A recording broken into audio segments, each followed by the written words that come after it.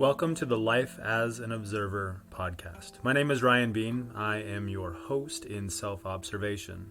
This podcast is an exploration of physical and non-physical self through discussion around yoga, meditation, self-improvement, self-realization, and practices that elevate the mind, body, soul connection. Let's start observing. Welcome to another Mindful Monday moment. This is Life as an Observer. I am your host, Ryan Bean, and I have been thinking a lot about collective karma. And so today we're going to get into kind of my take on collective karma. But before we do, I want to just send a thank you out to all those who are joining our observation podcast or our Life as an Observer podcast and just observing themselves and observing the podcast. I'm really appreciative of those who have left your reviews on Apple Podcast and who are sharing the content. Really appreciative. It really helps the show and to get it out to others who want to observe but don't know where to look. So please keep sharing on your social media pages and reviewing as you can. It's much appreciated. Just 5-star reviews, and you can really write any comment that you want. But it's really the reviews that take us up the chart so that we can reach more people and be on top of our category. So thank you for those who are doing that. So on to today's moment, our mindful moment about collective karma. Now, I don't know how this really came into my head, but it just started to become a thought that I was thinking about. And maybe it had to do with the things that are surrounding us, the drop in Bitcoin and cryptocurrency recently, and all the talk about vaccination for COVID, and just a lot of things that have to do with the collective as a whole. So I kind of wanted to talk about that today. In general, karma really just means action. It is a Hindi word that just really means action, reaction. And a lot of times we look at that, cause and effect, but we never really talk about the good part of karma or collective karma. We just say, you did something bad, that's your karma. That's why it's going to come around and get you or whatnot. And really, it's not just that. If we look at something that Sadhguru talked about, he said they was asked if karma is a wicked ploy to keep everyone and everything in suffering, and he responded and says there's nothing wicked about karma. In fact, karma is the very basis of our physical existence. Karma is a wall that we have built around for our self-preservation, but this wall has also become our bondage. There's a part of you in which is always wanting to expand and grow. For that, this same wall has become the wall of self-imprisonment. The most profound thing that Sadhguru tells us here is that no matter what kind of karma you have, this moment, karma is always in your hands. So we kind of know that karma is part of this cause and effect. And I think it's pretty well understood through the collective. But what is collective karma? So the collective is our families, it's our generational past, it's communities, it's really all of humanity. We belong to a collective. Now, we also have our self-perceived karma, and that never really goes away, but we also have a collective karma. Yes, you are the individual. Your knowledge, your talents, they're all limited to you, but when you separate from the trap of limitations, we begin to meet towards the collective observation. The collective observation, where objects are energetically intertwined, where actions are energetically intertwined, not because you did something bad, not because you're evil in some way. It is just cause and effect. Now, what did we do to receive this? What is it that we received? We tend to look at it as though we're being scolded, but take a look around you. Things like wars, hurricanes, volcanoes, viruses, disease and drought, suffering, just general suffering within the collective. Now, many would say, I didn't do anything to deserve this. I've been a good person. I'm on my spiritual path. I'm choosing to be kind, and I'm working on my individual karma. And whereas that may be true, and that may alleviate some suffering, You are still part of a collective. It is who we associate with.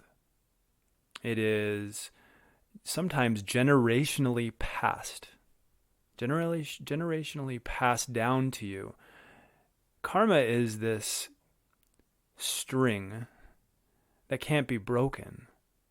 It can only be wound up tighter in a way to where it becomes stronger and serves a different purpose. Think of yourself in a collective karma holding onto a thin string that could break at any minute. And we're working on that. We're working on that as a collective to make it stronger.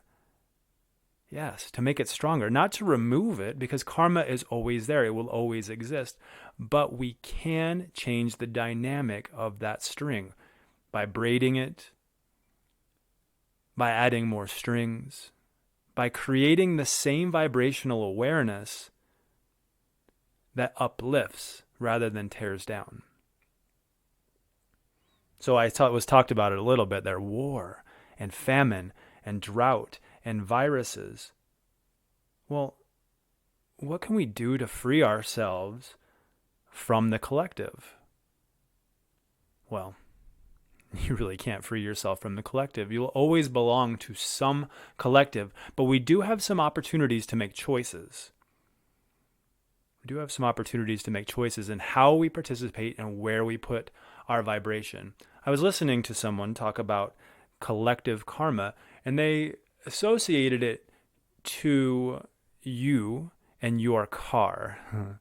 Your car being, as you're driving down the road, you may hear a noise, and that is your car, that is you hearing it, that is you.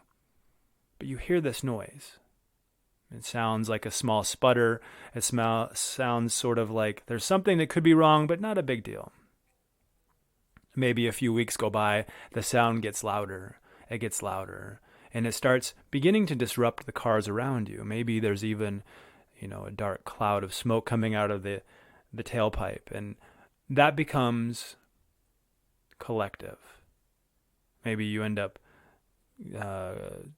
crashing or moving off to the side of the road, or something happens because you didn't address that piece of your own awareness that could affect the collective.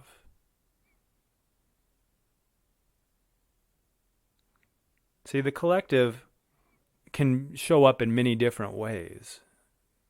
I was thinking about this as it related to the recent cryptocurrency crash. Now, there's a lot of experts who will tell you that it's always done this. It'll go up and down. It'll move around. And it's something that I've been playing around with just really for fun, in a way to invest and to move money.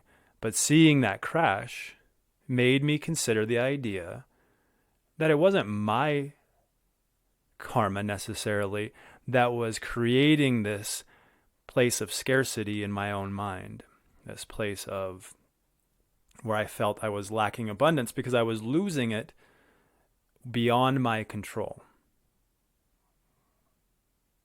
Now, as the collective, as we live in a place which is very consumer-based, at least I do in the West, a place where we maybe throw around abundance and material things in a way that doesn't support the collective, that really supports self-sustainment, self-fulfillment, and maybe suffering for others even. See, because cryptocurrency to me is really just a vibrational currency, which, really all of them are if we think about it. But that vibrational currency, I never see what a Bitcoin looks like. I don't know what a Litecoin looks like. I just know what its value is, and that I have somewhere on a server a number that says how much is mine or I am entitled to. Now, I can move that around. It can be lifted and dropped at any time, based upon the vibration of the collective. If we feel like we should spend, then the price goes up. If people are feeling insecure about the collective, the price goes down. If we have a political event, or our president says something, or there's war, all this revolves around the collective. And I thought it was quite interesting that at the time of cryptocurrency crash, missiles were being fired in Israel. Now, the two may not even at all relate to each other, but in the spiritual sense, it is part of the collective. Our hearts and minds are there. We're in a place of feeling that scarcity where we feel not safe. And thus, our abundance drops, at least vibrationally.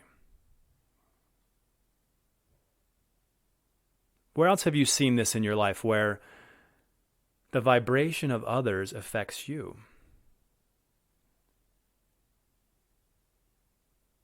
And this set of karma is not necessarily only based upon your life. Remember at the beginning of this mindful moment, it can be a generational or a family or all about humanity and neighborhoods and things that have happened.